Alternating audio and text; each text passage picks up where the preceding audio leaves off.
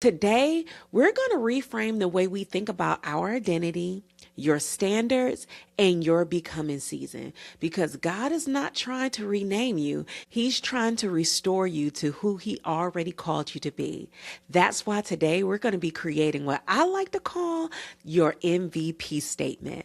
It's your mission, your vision, and your purpose for your life. Hey, girlfriend. You're listening to the Refill with Reka podcast. Girl Talk for the Soul, the place where modern mamas get poured into. Your refill starts now. Welcome back to Refill with Reka, where we pour into your faith, your confidence, and the woman that you are becoming. In 2026, we are showing up as the MVP we know that we are. But if we're going to be successful and be consistent at it, we need strategy. You need your mission, your vision, and your purpose statement. Now, let me just be very transparent. I didn't just come up with this because I was trying to be cute. Y'all know I love branding and all of that. No, I came up with this because I was literally drowning. I remember sitting at my kitchen counter, staring at a to-do list that was like 3 pages long, feeling like I was failing at everything. I'm talking about marriage, motherhood, entrepreneurship, all of it. And then I realized I did not have a time management problem. I had an identity problem. I was letting everything in and I needed a filter. I was distracted by the shiny gold syndrome, where it was like the idea fairy was dropping all these amazing ideas of things that I can do right on my plate. And I thought that I can do everything. But then again, I wasn't being excellent in all the things that I was trying to do. So right there, with tears in my eyes, I stopped. I grabbed my favorite notebook and I wrote down the 3 letters, MVP. And I asked myself, Reka, girl, what is your actual mission right now? I wrote it down: to be present with my kids and to have a successful business. I got tired of doing all the good things to the point where I was just like, look, I want to do a God thing. And so leaning back again on my military background, it was like, okay, then what is the vision? And we know that in the Bible, it says, write the vision and make it plain. So I actually did that. What would it look like if I was like at home and it was peaceful and I was present and everything was flowing? And we all need to understand that there are ebbs and flows and seasons. And I understood that, but at some point I was still drowning. And so finally I was like, you know what? Purpose. Why does all of this matter? It's because I wanted to model a soft life for my daughters and not a stressed life. And I think that was important for me because generationally is like I wasn't taught that rest is productive, and I know that I wasn't going to be passing that down on to my daughters. So in order for me to be able to teach my daughters that, hey, you're not in the military anymore, you don't have to be so high strong. What does peace look like in this season? I wrote what I wanted life to be like and what did I want that atmosphere to be in my home. The second I wrote it down, I'm telling you, a weight was lifted. It became my filter for like everything that I wanted to do. Girl, if it didn't fit the mission, the vision, or the purpose, the answer was no. And I accomplished so much during this time, but I had to lock in on what God was calling me to do. And that's why I am going to teach you this exact method right now. For the sake of time and today, I'm going to give you 5 ways that this MVP statement instantly transform your life from survival mode to soft and surrender. And stick around because, your girl's going to help you write a quick MVP statement to jumpstart your transformation. So let's get into it. Number 1. Having an MVP statement anchors your identity when life tries to rename you. A MVP statement is you pre-deciding your identity before the pressure hits. It's saying, this is who I am, this is what I tolerate, and this is how I move. Number 2, it becomes the filter for your decisions, not just your emotions. Most of us make decisions based on loneliness, anxiety, fear, burnout, pressure of performing, or just vibes, right? That's how we become control freaks in God's business. I hate to say it, but it is the truth. But here is how it manifests in our lives when we don't know how things will work out. Your fear says, fix it, force it, figure it out. That's when you feel like I got to control this thing. When you feel alone and unappreciated, your emotions say, eat it, drink it, distract yourself. And then you end up feeling numb. You're tired, but then keep saying yes to everybody and doing everything. The people pleasing in you say, they need me. And then you end up burnt out. Burnt out isn't a scheduling problem, baby. It is an identity problem. When you forget who you are in Christ, you start soothing yourself with substitutes instead of surrendering yourself to the source. And you begin to think it's all about control when really it's about clarity. So when you have this statement, the answer becomes very clear. If it doesn't match the woman you're becoming, it's a no. Even if it feels good, even if it's familiar, even if it's the thing that you think that, is your number one desire. If it doesn't fit your MVP plan, it's a no. Number 3, the MVP statement raises your standards without you having to argue. When you don't have a standard, you will negotiate with anyone. So imagine this. Job offers come through, more money, but it is requiring you to sacrifice your peace, been there, and your family time, been there too. And then you don't have a standard in place. You struggle to make the choice that is going to be beneficial, not just to you, but to your family. But when you have an MVP standard in place, this statement is going to help you make the decision without even flinching. You're going to know without a doubt, like, hey, the answer is no if it doesn't fit. Now, to my people out there, I just want to check in. If this is something you like, girl, I definitely know that I need to tap in. Go ahead and drop MVP statement in the chat. And for my drivers, my podcast peeps who are listening while you're driving home or doing laundry, can you go ahead and screenshot it for me and then DM me? I would love to shout you out next episode. I just need to know where all my MVPs are. Hello? Okay, back to it, right? So we are on number 4. Number 4, the reason why the MVP statement is good, because it keeps you rooted when God is stretching you. Oh my goodness.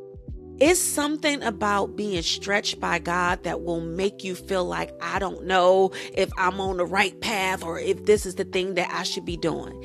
Every elevation season comes with discomfort. God is going to start removing people. He's going to start upgrading your habits. He's going to start pruning away those coping mechanisms that simply do not fit with the woman he is forming in this season. In those moments, you will be tempted to shrink back and go back to your old way of doing things. But your MVP statement is going to be your reminder that says, nope. I don't operate like that anymore. I don't think like that anymore. I don't live like that anymore. I am not her. It keeps you obedient even when obedience seems inconvenient. And finally, number 5, it turns you from reactive, being the emotional creature that we can be, to intentional. Without a plan, you will simply live on autopilot. You will react to the texts, the moods, the triggers on social media without an MVP statement. When you have your MVP statement, you stop asking about, how do I feel about this? And you start asking, does this align with the version I am becoming? I want you to understand that your MVP statement becomes your non-negotiable. I don't want you to just be inspired, baby. I want you to be transformed. I want you to feel like I felt at that kitchen table with tears in my eyes, knowing that something had to give. So we're going to do a 5-minute identity reset together. Grab your pen, grab your notes app. If you're driving, say it out loud. Pause it right here. Wait till you get home. But I want you to make sure that you complete your MVP statement. The first thing I want you to do is define your mission. Once you decide, hey, this is my mission, then you start operating at a different level. You really do. Next, we're going to go over to vision. Define your vision. This is the destination. Like, if you walked out your mission perfectly for a year, what would your life look like? Would you be more peaceful? Would your home be more organized? Like, describe the future version of you in one sentence. I know, like, we don't ever take the time to do that because we're always in a journey of like doing. But sometimes we just need to sit back and really, again, define where we're going. Your vision is the bigger picture. This is where God is truly leading you. It represents the impact and legacy you want to leave. Your vision is expansive and should excite you while also stretching you beyond your comfort zone. So here are some examples of personal vision statements. My vision is to see a generation of purpose-driven mothers who build wealth, grow in faith, and create a legacy that honors God. To my solo girlies out there who love to do traveling. Maybe I see myself traveling the world, speaking life into women, creating resources that help them live boldly, courageously, and with purpose. So, how are we going to do that? This is where you define your personal goals. These are going to be 3 actionable things you can do to hit it. But along with writing down your goals, you should also have your core values. Your core values are going to be the things that align with your mission and your vision, but they keep you grounded. These are your non-negotiable standards that guide your decision making in life, career, and business. Y'all, straight from the book.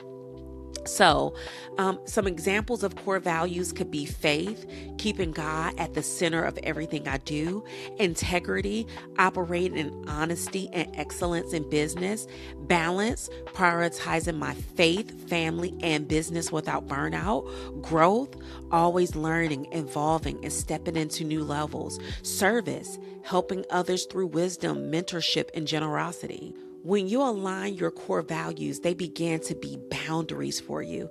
And we discussed last episode how boundaries not only protect you in this season, but also protect the woman that you're becoming. Anytime a decision has to be made, an opportunity comes up, does it align with your MVP statement? Your mission is your identity in motion. I want you to go ahead and write, I am becoming a woman who blank. You can choose from things like, I am a woman who is becoming disciplined, rooted, obedient, spiritually mature, emotionally mature, confident, consistent, prayerful, soft, but strong. Next, I want you to think about your vision. What kind of life am I building with God? Your vision is the future your obedience is preparing you for. So you need to write something like, I'm building a life that aligns with God, that's peaceful, that's structured, that's purpose-driven, that is stable, that is legacy-focused. And now you're going to think about the P, purpose. How do I move now? What do I no longer tolerate?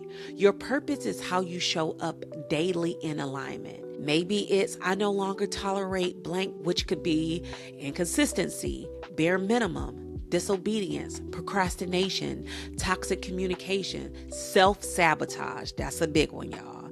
And instead, I choose obedience over comfort, discipline over vibes, peace over people-pleasing, purpose over popularity. The goal here is to have an MVP statement that keeps you aligned. Let me give you an example of what it sounds like when you have all of these together. I am becoming a disciplined and emotionally, spiritually mature woman of God. I am building a life that is peaceful, aligned with God, and that is purpose driven. I no longer tolerate inconsistency, self-sabotage, or toxic communication. And instead, I choose obedience over comfort because I honor God in the woman I am becoming. That was your 5-minute identity reset. I want you to write your MVP statement. Tape it to your mirror, girl. And if you're brave enough, drop it in the comments because I would like to just stand and be in agreement with you in prayer about you really becoming and conquering this 2026 like the MVP that I know that you are. If you want to go much deeper into your identity and the becoming process, grab a copy of my book, Esther Energy. It breaks it all down for you. It strips you of survival mode, rebuilds your identity. It's definitely going to raise your standards. And it's going to teach you about elevation seasons that we all go through. By the end, I promise you, you will feel activated. Oh, and if you enjoyed this episode, don't forget to like and subscribe wherever you are listening in. Stay saved, stay soft, stay surrendered. This your girl, Reka. Talk to you soon.